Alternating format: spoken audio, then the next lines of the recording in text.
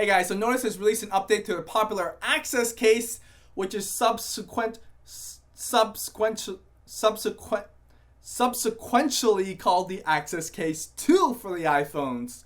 Now, including a magnetic mount and less microsuction. Let's check it out. The exterior consists of a full-grain vegetable tanned Italian leather, which will scratch up and show character over time.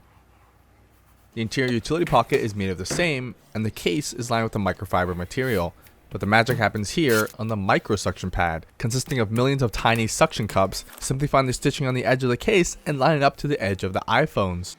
Push firmly so it sits in place, but make sure the camera slot is aligned. Then continue to give your iPhone a mini CPR session. You'd be surprised at how strong the suction holds up. I could do this all day.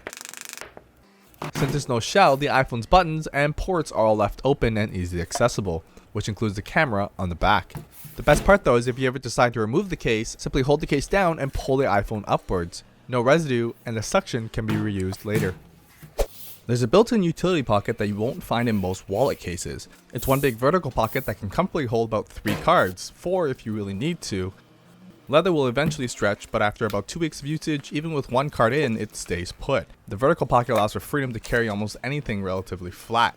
But the magic is how slim it stays, whether you have cards or not inside. It will allow for overloading, but bear in mind that the more you put in, the more the leather stretches for that amount, meaning it won't hold as tight for 1 or 2 cards anymore. A stand feature is also built in, which gets better when the leather breaks in a bit more, allowing for more flexibility and angles. It's great for viewing articles or videos, but because the case is so light, it won't hold that well during usage, though it is great docked on a nightstand or just at your workstation. With the updated Access Case, that's not the only way to dock it. Introducing the Micro Dock. Claimed to be the world's strongest N52 magnet, I found that to be pretty accurate.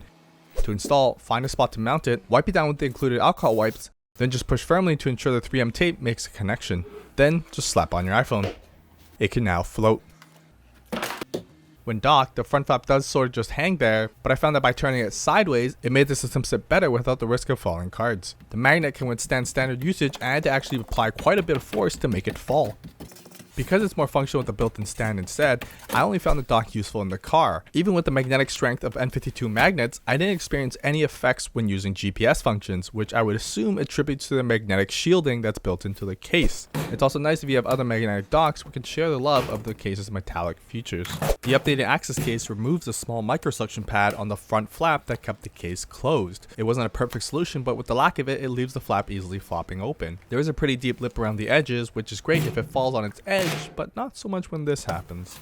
It retails about 50 British pounds, which is about 70 US and 100 Canadian. They all do include a free micro dock, which is a 20-pound value.